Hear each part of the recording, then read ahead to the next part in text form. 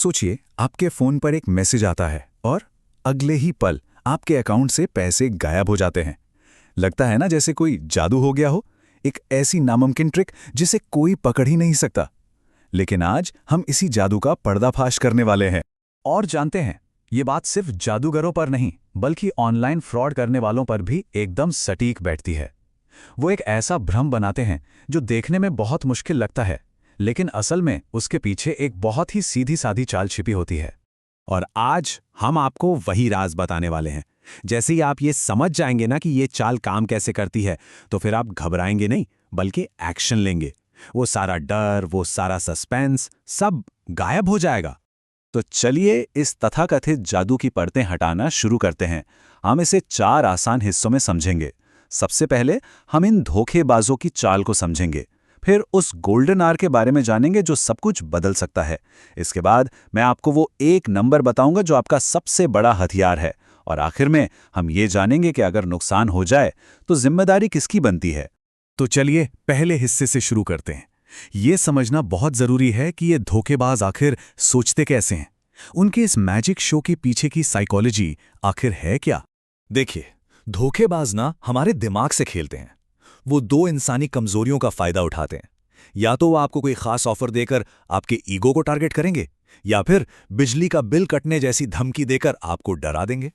उन्हें बस इसी बात पर भरोसा होता है कि घबराहट में आप उनकी सीधी साधी चाल को समझ नहीं पाएंगे, और बस उनका काम हो जाता है।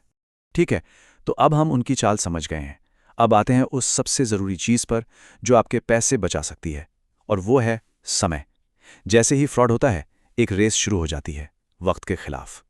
इस रेस के सबसे जरूरी हिस्से को गोल्डन आवर कहते हैं, यानी धोखाधड़ी के ठीक बाद का पहला 1 घंटा। यही वो वक्त है जो असल में ये तय करता है कि पैसा वापस आएगा या नहीं। अब जरा इस ग्राफ को देखिए, ये पूरी कहानी एकदम साफ कर देता है। अगर पहले घंटे के अंदर एक्शन ले लिया गया तो पैसा वापस आने का चांस लगभग 99% है। लेकिन देखिए, जैसे जैसे देर होती जाती है, ये संभावना कितनी तेजी से नीचे गिरती है।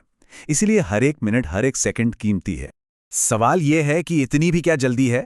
होता यह है कि धोखेबाज फौरन आपके पैसों को एक अकाउंट से दूसरे, दूसरे से तीसरे में घुमाना शुरू कर देते हैं। एक के बाद एक कई लेयर्स बना देते हैं ताकि पैसे को ट्रेस करना लगभग नामुमकिन हो जाए। तो इस धोखेबाज की जादू का तोड़ क्या है? क्या कोई जवाबी मंत्र है? जी हां, बिल्कुल है। और वो है एक बहुत ही सिंपल सा नंबर। एक पल के लिए सोचिए, जैसे ही पता चलता है कि आपके साथ फ्रॉड हुआ है, आपका सबसे पहला कदम क्या होना चाहिए? अपने बैंक को फोन करना या फिर अपना कार्ड ब्लॉक करवाना? नहीं, इनमें से कोई भी नहीं। सबसे पहला और सबसे जरूरी काम जो करना है वो है इस नंबर को डायल करना, 1930। इसे याद कर लीजिए, यही आपका सबसे शक्तिशाली हथियार है। तो ये 1930 है क्या? ये असल में गृह मंत्रालय की एक 24x7 नेशनल हेल्पलाइन है, और इसकी सबसे बड़ी ताकत ये है कि ये सीधे सभी बड़े बैंकों के नोडल अधिकारियों से जुड़ी है। मतलब इनके पास बैंक खातों को तुरंत फ्रीज करने की पावर है। इसका प्रोसेस बहुत ही आसान है।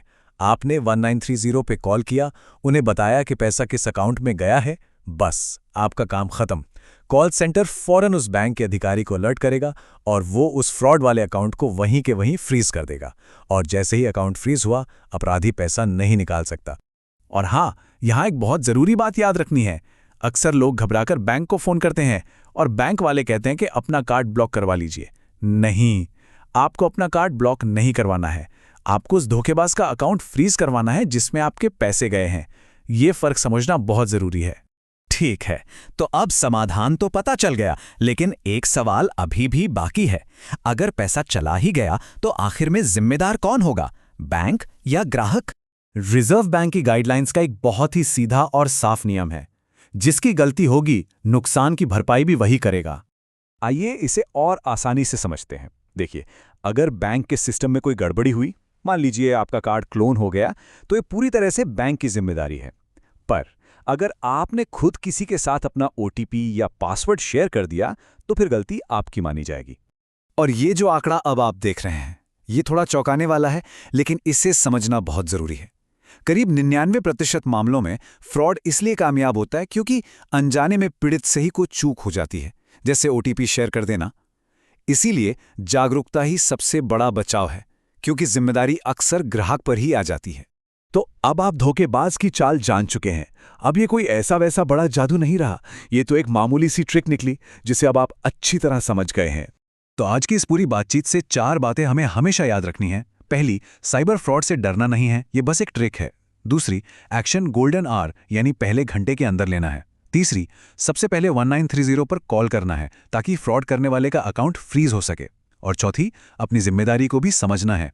तो आखिर में बस एक सवाल, इन धोखेबाजों के जादू का सबसे बड़ा तोड़ क्या वो जागरूकता ही नहीं है? असल में सबसे बड़ा जादू तो जानकारी और जागरूकता ही है ना?